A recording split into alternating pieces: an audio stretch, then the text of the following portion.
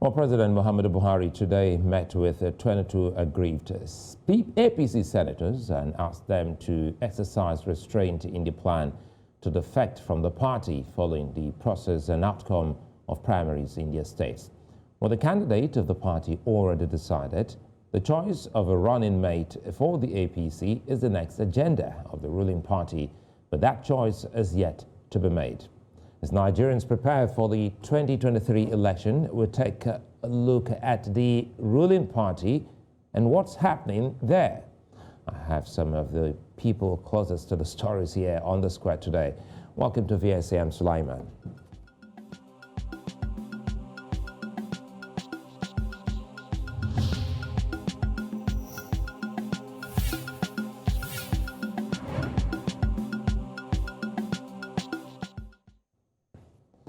Well, presidential candidate of the APC, Bola Tinubu, has revealed that he's in search for a vice presidential candidate, and the major determinants of that choice have been subjects of discourse across Nigeria's political circles. The APC is coming from a northwestern and southwestern combination in the past, and 2023 may see a repeat of such in a reversed form. However, there are debates happening around the religious choices of the party among Nigeria's current struggles. Now, Tinubu's educational qualifications have also caused controversies, and the APC will in the next few months be convincing Nigerians on why the party should be re-elected with the current administration in consideration of its plans, policies and actions. We have an APC chieftain on VSA today who's always been with us here on the show, and of course a top legal voice to help unpack the APC's current developments. Fouad Oki, chieftain of the APC, good to see you. And of course Monday Ubani, who's the chairman, NBA section of Public Interest and Development Law. Good to see you, gentlemen, and thanks for your time. Let's start with you, Ubani, quickly before we jump into the APC affairs. One wouldn't fail to ask you about the current situation in the judiciary.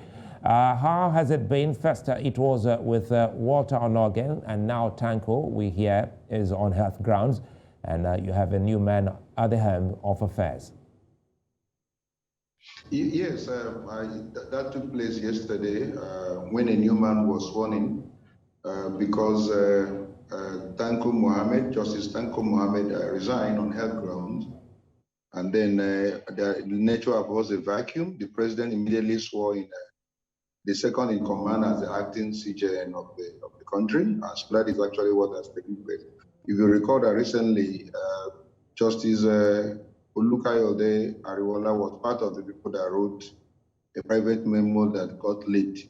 And part of the reasons why that memo was written was the issue of welfare of justices of the Supreme Court and the issue of basic infrastructure for their working condition and all. Now the mantle has actually fallen on him now to actually redress some of those things they were complaining about. So that is actually what is going on. There is a new man at the helm of affairs at the APC court, and I hope that we can help him to drive some of the reforms we'll be clamoring for in the judiciary, especially at the APC court. And quickly here, some have also said that the NBA should be more vocal on these because there were some talk, talking about the memo and some other allegations that some have also said should not be swept under the carpet. Yes, the issue has been transparency within that sector. There has been this allegation that there is improved allocation, a budgetary allocation to the judiciary, but there is no corresponding evidence of what those monies are being used for. It was very recently when we held a particular program in Abuja, generally addressing the administration of justice in Nigeria. And part of the issue was the issue of funding, insufficiency of funding. And the executive fired back and said, look, we have improved our allocation, but we're not getting corresponding accountability from that sector. So in the light of what has happened recently, especially with the grave allegation of those justices, I think that matter should not be swept under the carpet. It's happening all over the country. Some justices at the state high courts are also complaining that the chief judges of their various states are becoming like teen gods, and they also manipulate the resources of the judiciary and not giving proper account. So I think this particular memo will lead to some of the other reforms, in terms of management of the funds that comes to the judiciary. Yeah, I agree that there is insufficiency of funding, but we are also saying that whatever is given, there must be proper accountability and all that. Well, let's now go in. Fouad, you agree? We can't have a man who's the chairman NBA section of public interest and development law without asking him that very all-important question that borders on public interest. Now, Fouad, a whole lot is happening in your party, and we decided to start with the APC in that order, alphabetical order, before we delve into other political parties. And so for the week is the APC week here on the square. Let us in on a situation in the APC at the moment, generally speaking, ahead of the 2023 elections. Well, good evening once again, and my brother Monday, good evening. I think the issue which we started the program with, and as commented by my brother there, it's also an issue which must be very topical, which is the issue of accountability. How transparent are we? The funding may be dwindling, but then whatever that comes in should be properly accounted for. I sincerely hope that the former Chief Justice of Nigeria resigned due to ill health. But if it is otherwise, it means that we are in for a long haul in wanting to cleanse the audience, particularly in the judiciary. Having said that, you talk about our party, the All Progressives Congress, and we are in the season of politicking. We are in the season of campaign. We are also in the season of elections. So you need to situate these issues appropriately. Now, the season of nomination is gone. Now we have candidates. You recall my allusion to the issue of pretenders, contenders, contestants, and candidates. So now we have candidates at the presidential level. What's next? To start preparing for campaigning and election. A lot of issues need to be properly, set in motion. Issues such as reconciliation, realignment, reapproachment, because you won't go through the process which we went through against the background of how we got there. So much acrimony here and there. As we speak, the issue of some distinguished senators wanting to leave the party, all of this put together, you will agree with me that what we are doing is just the right thing to do, which is let us bring about everybody, all dissenting voice. Let's ensure that we have an all-inclusive party where everyone will be reined in, not reigning forcefully, but through consultation, sometimes negotiation, begging, pleading, because we need to be extremely careful. And we must remember that, a few years ago, precisely the period between 2013 and 2014, the then PDP went through similar, and they were unable to survive it. So we have something that we need to learn from.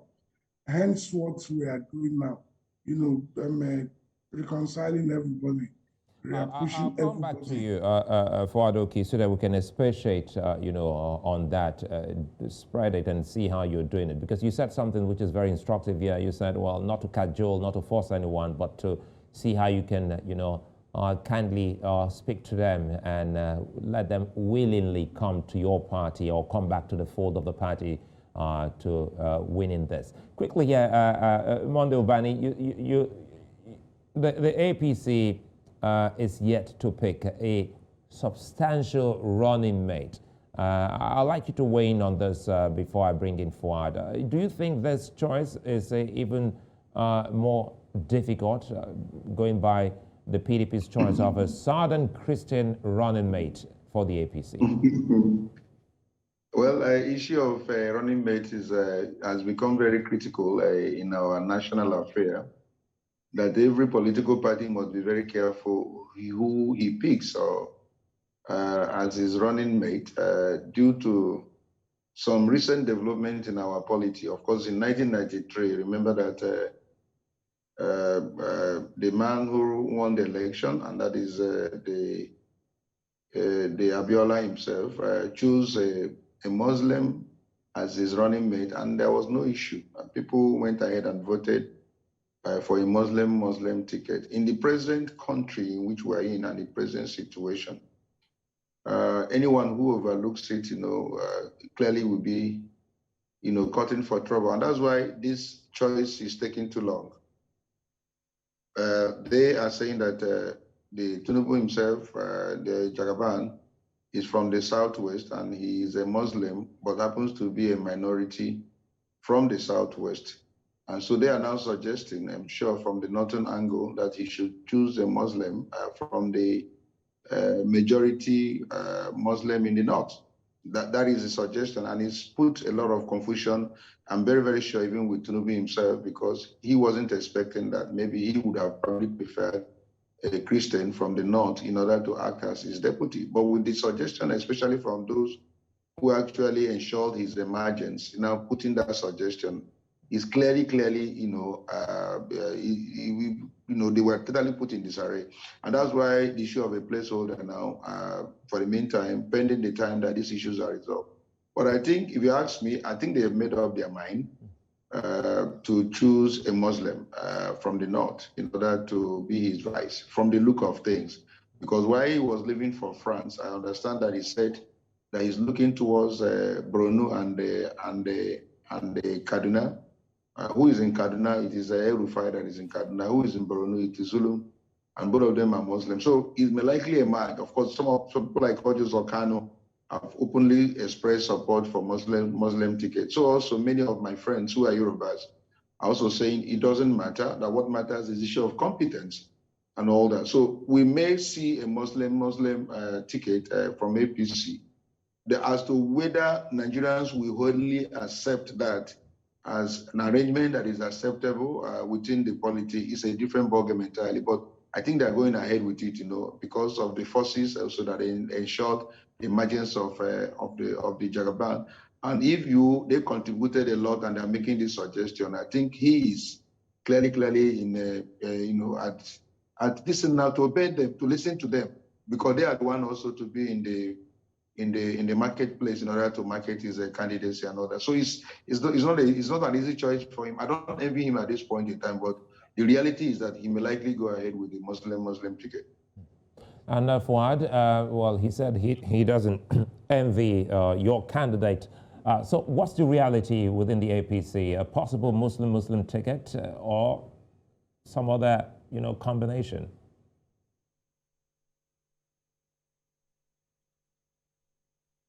Hello? Yeah, Fouad, if you can hear me.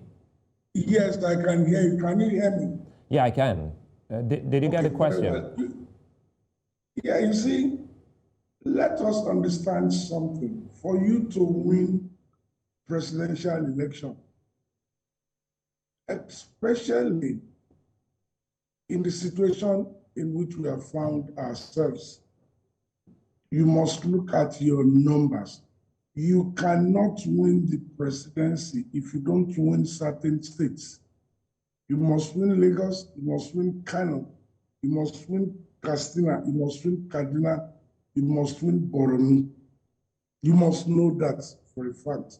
So, if you have a Southwest candidate, a Muslim Southwest candidate, you need to be extremely careful in choosing who becomes the deputy. You will not go to choose your deputy, either a Christian or a Muslim deputy, without taking due cognizance of what the numbers are. In 2019, what were the numbers? In 2015, what were the numbers? In 2011, what were the numbers? You need to look at all of this. The issue of election, it's not about emotion. It's not sentiment. Sentiments don't win election. It is the numbers. So, as Monday said, if you are in Jagaban's shoe, Ashwadi Bola Tinubu, you also will begin to look at those things. And don't forget, the last 2 election cycles, the Southwest, where Jagaban comes from, has not done well. You must look at the numbers.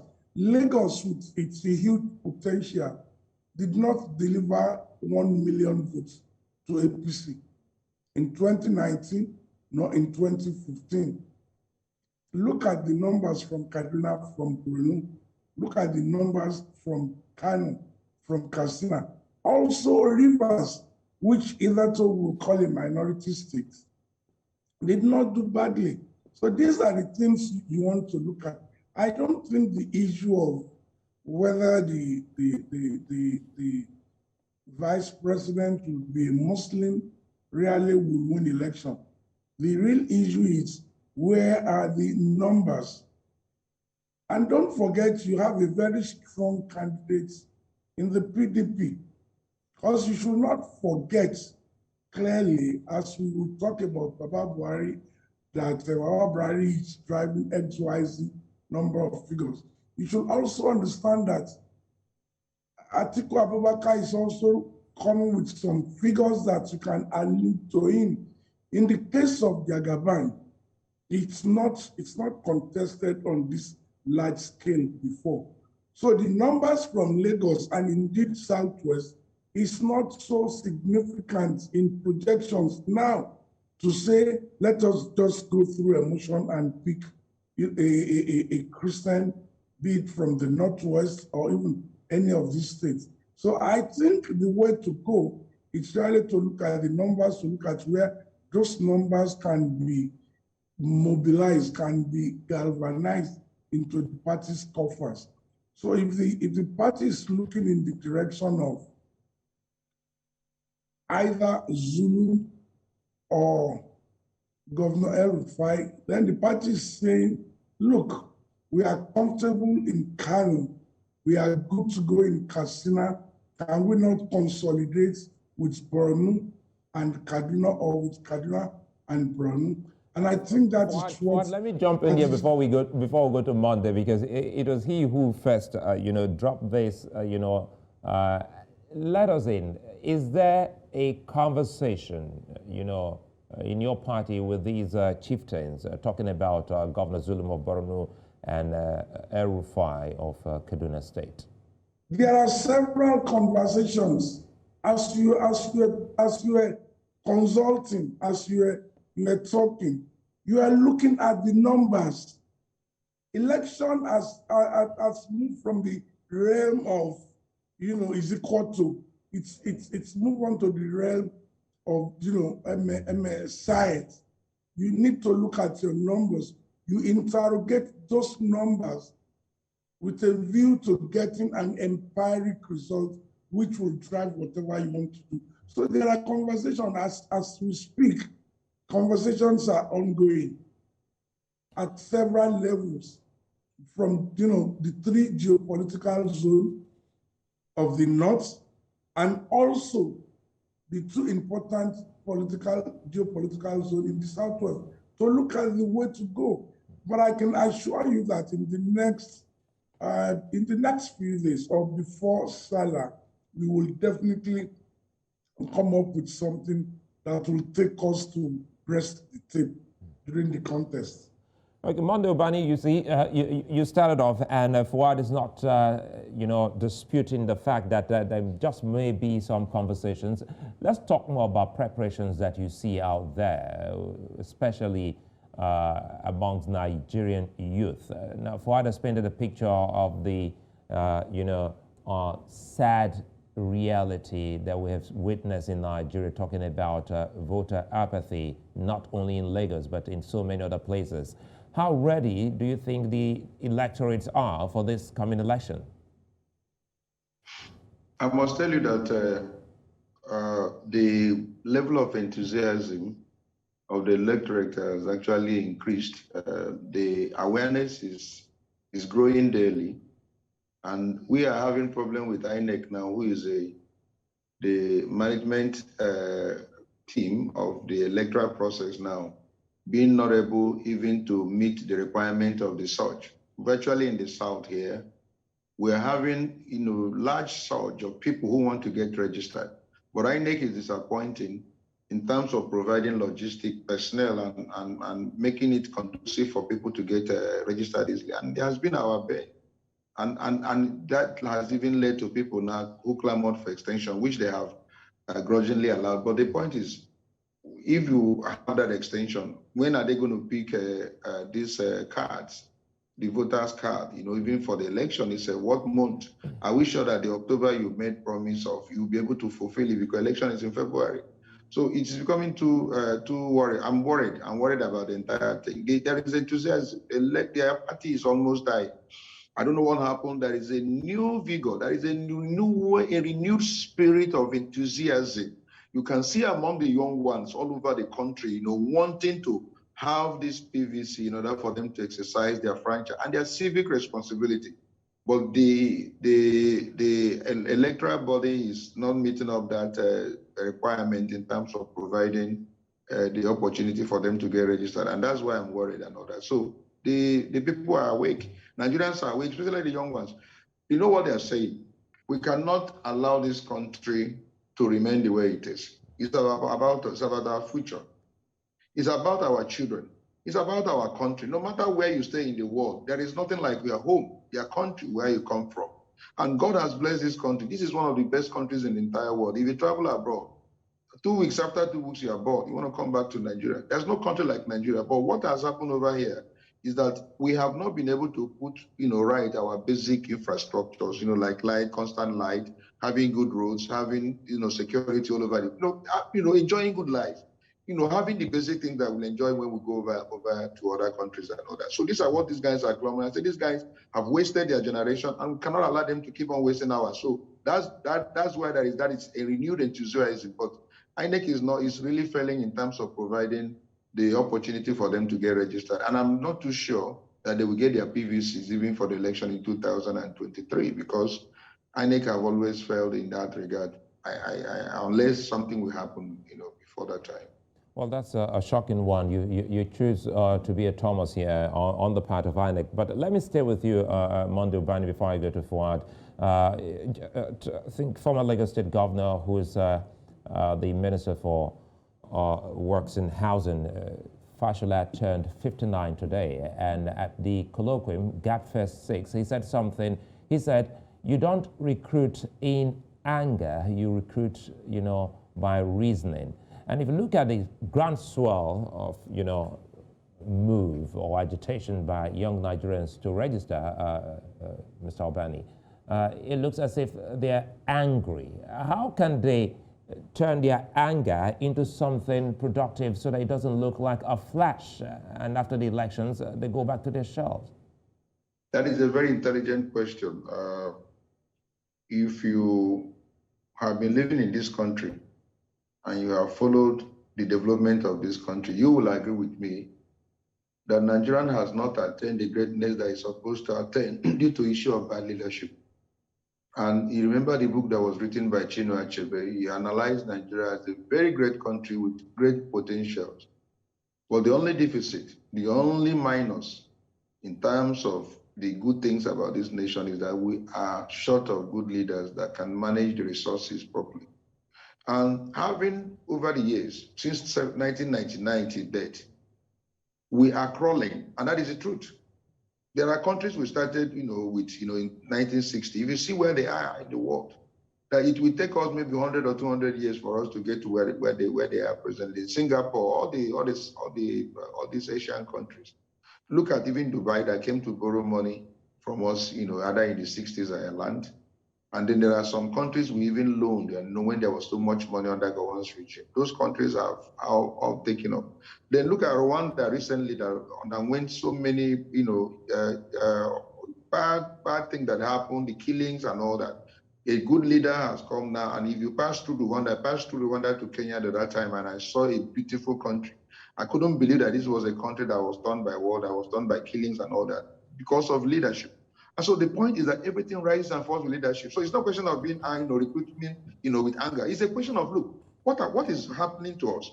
What is happening that we constitute 60% of the voting population? And over time, we have not been able to get the kind of leader that can take this country forward. I was one of those. If you remember, I was all over television, radio, clamoring for the present leadership.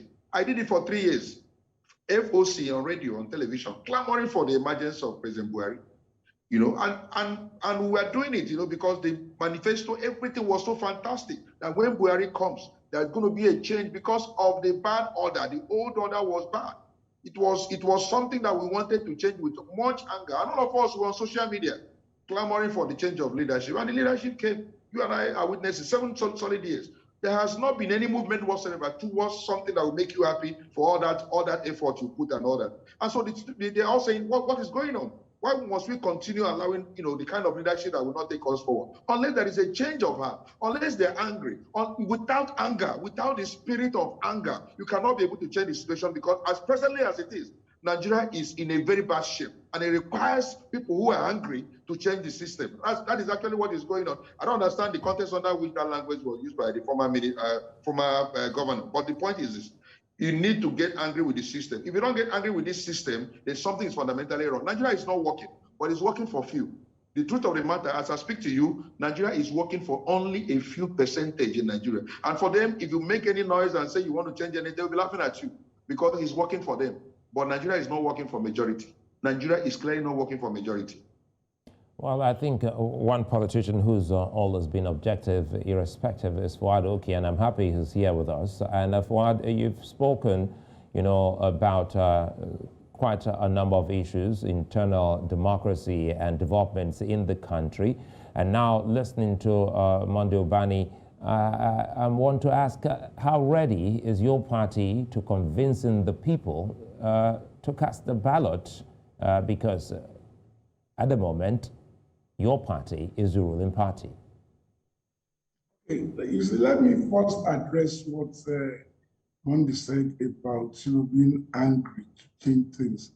I was at the colloquium, and what the Honorable Minister was saying is this, that it is good that Nigerians are coming out to register, but some influencers have made certain statements that may not help at the end of the day. For instance, an influencer said, let me teach you how to waste your votes. Go out there with your anger to register to vote. And what the Honorable Minister is saying is this, that when you apply anger or when you use anger to do anything, it will be too emotional to objectively look at issue. Yes, I am excited that you recall 2 days ago we talked about this, Sulaiman, when I said that I'm excited the Sorosoke generation are coming, out to take what rightly is theirs. I am personally excited and I want to see that happen. My fear is what Monday said about INEC. All of this registration, I am yet to be convinced that by January 2023, INEC will have these voters' cards ready for collection. That's one leg. The second leg, which is germane, today we will see only on the social media so much determination of, will-be voters wanting to register to vote. Again, you will now want to look at it. Which part of the country do we have this swell? Because I'm really excited. I just wanted to take over. But you must also understand. Well, I think it's a good time for us to go on that call.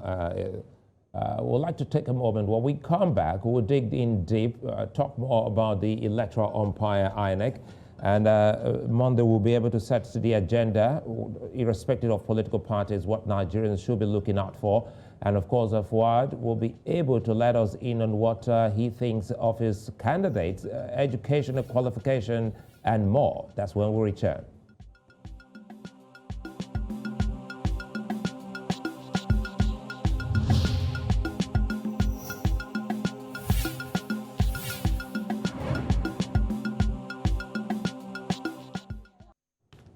Well, many sitting senators lost their bids to return to the National Assembly at the primaries and have threatened to defect from the APC. These senators cited the lack of internal democracy, marginalization, and unfair treatment as part of the reasons they want to leave the party. Now, these are considered big losses to the strength of the APC as a political party. Now, with these issues of parallel executives in states, marginalization of lawmakers by state governors, and other issues, there are debates over the strength of the APC going into the 2023 election. While these are ongoing, the search for the vice president is set to be limited to 4 states, Kano, Kaduna, Katsina, and Borno. And there are claims the substantial vice presidential candidate of the party will come from those states. As Fouad has said, well, the party is trying to make inroads to see that those aggrieved are brought back into the fold to be a part of this drive. Still with me on the square, Fouad Oki and Monday Ubani. Apologies, Fouad, for that glitch in that connection to you there before we went on the break. But now that we're back, let's quickly talk about internal democracy. I'd like to let Monday Ubani start off with this. I'll come back to you, Fouad.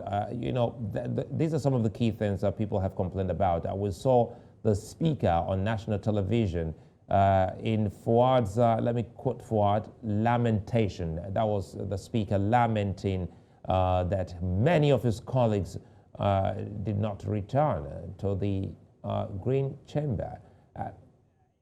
What's this beautiful thing about the Electoral Act that the lawmakers didn't seem to understand until they went for that particular primaries? Yes, there has been issue with our internal democracy. And of course, you know that the leaders we elect at the general election usually emerge at the primaries. And most times there has been primaries that are not transparent over the years. And it's not getting better. It's like from every election cycle to another, we have even learned how to manipulate the system, especially at that primary level. Now, when the new Electoral Act was made, there was issue as to who and who is actually eligible to vote and be voted for. Remember the controversial Section 84, subsection 12, you know, that is still pending in the court, which has not been resolved up to this point. And then the clear omission of statutory delegates by the lawmakers themselves. And by the time they suddenly woke up and realized that they have omitted themselves from even participating in the process, they amended the act and sent it to the president for assent, which unfortunately, he refused to assent. Meanwhile, most of these ad hoc delegates emerge through manipulated process in which the governors are in charge. And of course, you know what has been going on with the states where the governors play God and play, you know, they are always in charge. And when they organize election in which all the ad hoc delegates were their members, I mean, where his cronies and friends and all that, it then means that he will determine who becomes a member of the State House. He will also determine who becomes a member of the Federal House, including the Senate. And that is actually what happened. Most of the governors manipulated the system. And at the end, most of those legislators were excluded in the primaries. And that's why they're crying.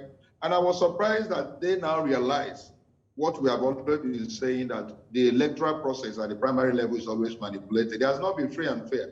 And as long as we don't have internal democracy at that level, we cannot have we cannot have a better democracy, a larger one, at the national level. Because these are the kind of leaders that will emerge, which most times are warped leaders, people who are not the choices of the people. And when they emerge, we have little or no choice other than to vote them. And we continue with the cycle of bad leadership at the national level. And then we cannot be able to make progress. But how can we, you know, break from this evil cycle? How can we get the kind of people that can actually take this country to where we want it to be when we don't have, you know, free and fair and, you know, and fair system at the primary level? within the political parties. It's a very big problem. I'm very happy that Mr. Oki, a politician, is here. Maybe he can provide a solution. What is it that we have done with the Electoral Act that has not been able to correct the anomaly, and the anomaly is still persisting? I'll let Fouad jump on this. Is it really right when people, try to taunt Nigerians and say, if you want to deceive some, bunch of people, you put it in a book? How is it that the lawmakers then read that particular section which has come to bite their behind? Thank you very much. You see, you recall I said they were only lamenting. The result of the Levelers Act, you recall I said the 2022 Electoral Act is a leveler. The result of the Leveler Act exposes the quality of legislators or parliamentarians which we have in Nigeria. Else, how would you add to the fact that 109 senators, 360 House of Reps member forgot to look at 84-8, that they were excluding themselves from participating? It's only pointing to one thing, that they gloss through bills. They don't read them. They gloss through it. They don't. Even with their coterie of aides? They listen. By training, I'm a legislative draftsman, having studied criminology and penology. And I worked as an intern in the United States Congress under the great Ted Kennedy and Senator Paul Saunders. And I know the way it is. I have done comparative studies in several other climes. 90% of Nigerian parliamentary legislative aides are nothing but glorified messengers. And Monday will agree with me, when you watch video clips on television, in 2022, you still see a parliamentarian wanting to introduce a motion or a bill, reading, not standing up to say, this is what I am talking about. These are the reason tree. These are the scientific proof. This is the objective. It is cut and paste. So 84-8 expose them for Nigerians to see the quality and the caliber of parliamentarians that we have in Nigeria. Why are they crying over spilt milk? That's on one side. Party internal democracy. Sulaiman, you recall, I've like forever been in the court. My party is gradually turning me into a professional litigant. Why? Because our party or our political association, because you recall I told you 2 days ago that we are yet to have political parties in Nigeria, because there is no political party that you can pin to a particular political ideology. So what we have today in Nigeria is political associations. And that is why we continue to have the results which we have. The national chairman of our party was the chairman of a reconciliatory committee prior to his being elected. And you want to ask, was he able to reconcile anything or everything? No, zero. Because there are some actors who continue to dwell in not wanting to respect the rule of law.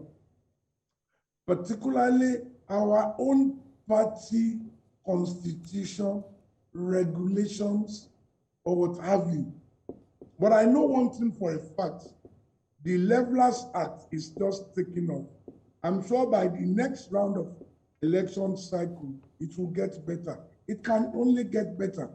But we must all understand something very clearly, that we have been repeating same, copy and paste parliamentarians who cannot sit down to read, who do not even understand. You see, legislative business, it's a serious business where you need more than passion. You need commitment. You need people that are ready to read, not just our crime, but also it's like cross, a manipulation of knowledge and ideas. So what we have regarding their inability to retain their seats, was a self-inflicted thing. Now, why is the party running or chasing after these 22 senators? It is because we don't want to go through the route that PDP went through in 2014. Other than that, they are not, cumulatively, coming up with anything that will change anything. But because politics at certain level, it's nothing but photo ops, optics. And we don't want a situation where we will experience what PDP experienced. Other than that, my attitude about this is a laissez-faire attitude. Wherever the chips like, let it fall. And that's the situation. Ubani, help us here. I don't want us to leave the National Assembly yet. Let's talk more about this kind of politics. It was only recently we went back to study great minds like Anthony Nahuru, Esala Akintola, Abubakar Tafawa Balewa, and these were Nigerians who were pretty young at that point in time. And even if you left Nigeria and go over to a place like the DR Congo, you had Patrice Lumumba and you had Thomas Sankara, great young Africans who were very vibrant. So what exactly is happening when we talk about politics, especially in Nigeria, to the extent that the vibrancy and the elocution and education and enlightenment, which Fouad highlighted earlier on, is almost absent in some of our politicians, especially the lawmakers? Yes, because of the process of recruitment and the caliber of people that are recruited. You can't be better than what you can't give what you don't have. Now, some of the money bags, and some of them were into all manner of criminal activities and made so much money. And then because of the level of general poverty, of course, they would manipulate the people to either get into the house. And that's what you see. Most of them that are there are money back. They have so much money. And with their money, they push through. Those who have a lot to contribute, those who have the locution you mentioned, now those who have the wisdom and intelligence, do not have the money. They don't have the big pocket. And because they don't have the big pocket, nobody listens to their ideas, even when they come to campaign. Nigerians don't want to listen to any grammar. They don't want to listen to any policy pronouncement or whatever you think you can do, your agenda. The only language Nigerians understand now, if you come for campaign, is money. Money is number one, money is number two, money is number three. The moment you don't dish out money to the electorate, the possibility of you being elected, either as a member of the State House of Assembly and the Senate and Federal House of Reps, is clearly nil. This is not a country where somebody who is a truck pusher, but very, very, who has contributed a lot within the community can easily emerge as a representative of the people to go and represent them. Oh, we know what he has done. We know his antecedent. We know what he has done, in terms of helping. He may not have big pocket, but we know that if this man gets there, he'll remember us. They don't. Nigerians don't. What they're interested, even in MBA politics, is when election come, any person who has not even been participating in MBA politics can just come from nowhere. So far, he has billions, and then try to throw the money around and be flying them on private jet and be killing goats and be killing cows all over the place. He is the president to be, and that is what is going on. So also in all the professional bodies, it is the money now that is a language that Nigerians understand, and he has started to play a role even in Ekiti. Of course, there was vote buying and all that. So I don't know what Ondo will look like. So I don't know, because of the general poverty. And nobody understands the language of, I'm going to go there to go and render service. Of course, you hear the language, people are saying that there are people who are not giving shishi. And there's no way they can enter without giving shishi. Politics is about money. And if you don't have the money to throw around, you cannot be able to win elections. So The moment we don't get our priorities right and set the kind of priorities that we can lead, that can lead to emergence of leaders who are there to really display those things you mentioned about the people you mentioned, both in Africa and in even African, in Nigerian context. In the 60s, we keep on having these people that you go and recycle who will not make any much impact. They are not ready to read. They are not ready to make any contribution. Even the laws they pass, there is no sense in most of the things they say and all that. So that is why we're having, you can't give what you don't have. And that is the situation. You can't give what you don't have. Any person that do not have anything to contribute, who emerges as a senator and all that, cannot give more than what he has. It's not possible, sir. And Fouad, before we go, definitely we would like to ask what your party is doing about the questions Nigerians are asking concerning your candidate's education. Well, let me say this for the updated time. And I'm happy that a legal luminary is also here. I don't dwell in innuendos. I don't dwell in drama. I deal with facts. And the fact of the matter is this. What does the Constitution say about qualification? What is the requirement by the Electoral Act for a candidate to meet in order to stand election? Maybe Monday will help me in understanding those two issues. The other issue, essentially, it's emotion. It's bad politicking, which, in political balance, we call robocall. I don't want to dwell in that. You recall I said I am in my 60s, and the man in question is in his 70s. So it is not easy for me to come out and say, matter of fact, this is this about the man. I want to see some of his peers come out to say, oh, you are telling lie, oh, we didn't know you, or oh, we knew him, we were together in school, we grew up together, until that happens. But that is not the issue. The issue is it qualified in the face of the law? And that is what I want to dwell on. And you recall I said something that we are in the season of social media news. And social media news is nothing but cloud. And if you allow time, it will clear. So I don't want to dwell in it. But I want Monday to help me understand exactly what is the legal requirement. Let me be the one to ask Monday to do that, because if Monday goes ahead to do that, you'll be paid Monday, because he's a lawyer. You need to hire him. Don't go there. So let me help you. Let me help you so that we can. About Nigeria. Don't go there. So let me. I'm there already. My brother, he will help me. I'm there already, because I bring Monday in, Monday will be sending the bills. He will help me understand. Okay, all right, Monday, go ahead and help him understand. Pro bono. Yes, I clearly a privilege, for me to do this. If you look at the provisions of the Constitution with regards to qualification, is not complex for us to interpret. It says that the minimum expected is a school or school cert, attempted school cert, not even having a certificate, attempted school cert, or even it went lower, so even primary school. If you have first school living certificate with 10 years experience in the public service, and then ability to speak and write English, that alone also qualifies. But the omnibus clause or any other qualification acceptable by INEC. Did you hear me, sir? Talks about school cert. So you can have something that is more than school cert. So if you have something that is more than school cert, you are qualified. If you have attempted school cert, you are qualified. You have first school living certificate with 10 years experience in public service, you are qualified. You can write down, or any other qualification that is acceptable by any.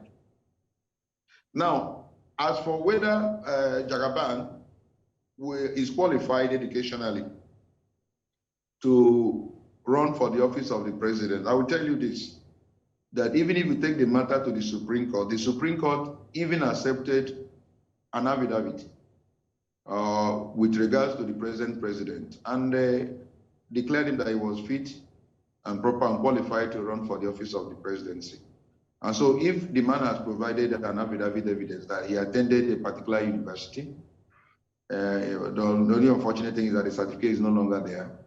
I can assure you that if INEC accepts that certificate as the necessary certificate he needs to run for the office of the president, that suffices. That's INEC now has a discretionary power. If he now says he did not attend primary school or he did not attend secondary school, but he has a degree, and INEC sees that degree certificate as proper and, you know, enables him and qualifies him to run for the office, that's at INEC discretion. He runs for the office of the president. But let me say this, sir. The only thing you can accuse Jagaban now is the issue of moral. They have a moral burden. And what is that moral burden? He says in the new form he filled recently that he did not attend primary school, that he did not attend the secondary school.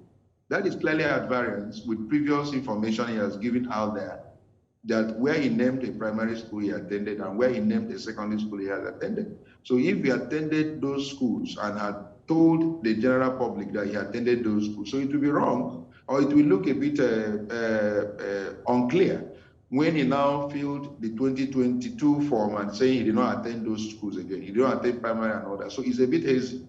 And for us as a country, our leaders must come clean. It's very important. It's a moral issue. If we want to elect a leader that all of us will trust and have confidence in, if there are anything that is easy about it, he needs to clear it. The recruitment process in America and Europe, you know, they go back to your village, go back to when you were young, even to your dear friends in primary school and all that. I know the kind of person you want to put in the Supreme Court. We see the rigorous process in Europe, you know, they go through in trying to recruit those who run their affairs and all that. So also we must begin to introduce those rigorous processes. We don't want characters that are not known and then from nowhere, and then they begin to give information that is contradictory. That is where the issue is a moral issue. But as for qualification, I tell you this, my brother, nobody can ever put down Jagaban from running for the office on the grounds of qualification. He's duly qualified. The only issue is some of this hazy information that has been given that is not too clear. If you did provide school before, why are you not providing school anymore? Are you now saying you didn't attend primary school when you have told us before you did, or secondary school? These are issues. They are moral issues. It borders on false declaration or whatever, but not forgery. You cannot allege forgery because he never presented any certificate where he has forged or altered anything.